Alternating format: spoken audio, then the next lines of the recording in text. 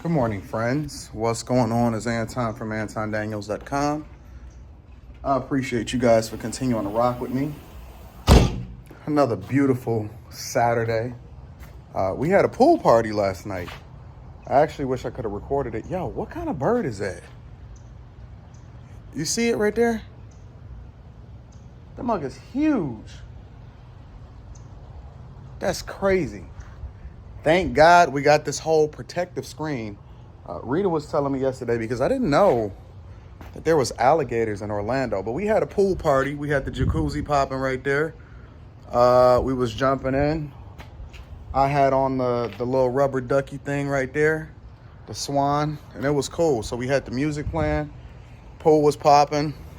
I was actually had my laptop out here and we was doing work too. And so it's a vibe. It's a vibe.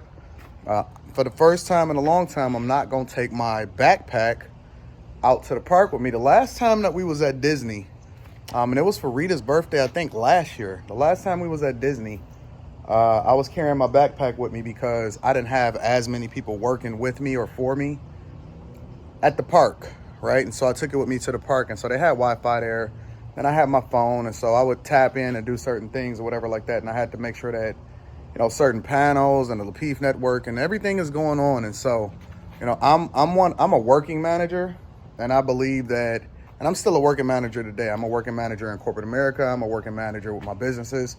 And so I'm hands-on. I'm not a micromanager, but I'm a working manager, and it's a difference.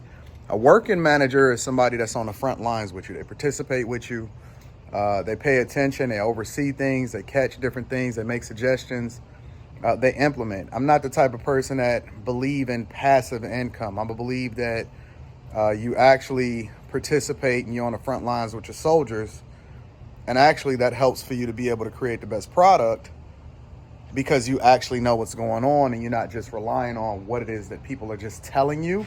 Although you trust your people, you actually giving them some insight and information because you're helping to teach them on how to be successful also. The other side of the equation is that it kind of weighs on you a little bit sometimes. Not to the point to where you get burnt out. There is a lot of burnout that's happening amongst people, but not to the point to where you get burnt out, more or less to the point to where I think sometimes you just get a little tired because you can't, not like physically tired, but tired in that you can't necessarily always do the things that your family wants you to do. Got Rita over there and she's preparing. See that? So yeah, we had a little party last night. Things were pretty fun. I tried to go to bed a little bit earlier than usual. I think I got to bed, got to sleep probably somewhere closer to like 12 o'clock or something like that. A little bit after 12 o'clock. So that was cool. But we are about to head out to Disney, right?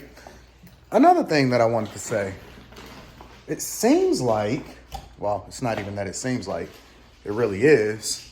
The American family is being completely priced out from what it is that we got going on in society. I told y'all the middle class is going away. This is actually a really dope Airbnb. So we got 5 bedrooms, a bunch of bathrooms. Actually, you know what? Let me go get my keys and stuff like that. Seems like the American family is completely priced out. Got Leslie coming down the steps. I can always tell a Leslie. I can tell a Leslie on the way that she walk. Ooh, Leslie. You got your stomach out? Come here. Let me see you.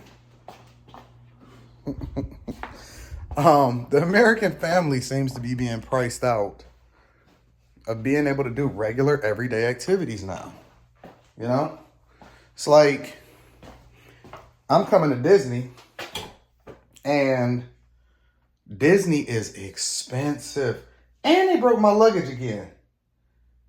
They literally broke my luggage again. I'm pissed off at that. Let me show you this really quickly. Brand new, first time being used. It's not locked. It does not lock at all. So I've come to the conclusion that I'm not going to buy any more expensive luggage.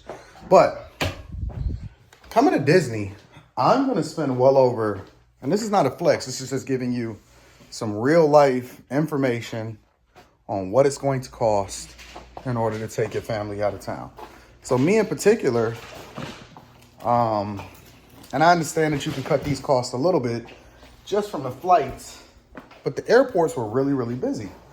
And because the airports were really, really busy, that means the prices of the tickets is up. Now, we understand that most people can't go out of town just randomly because they got to go to work and things like that. And so you go during the time or you schedule your vacation during the times that the kids are out of school and everybody gets the same time. So winter break, President's Day, all of that type of stuff, right? I did fly first class, so I'm gonna give you that. However, the regular ticket prices was expensive.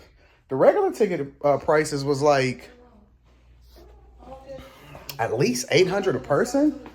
And we got it well over a month before we came here. But I guess because everybody is coming at the same time, you can drive here. You can take a train or something or a bus.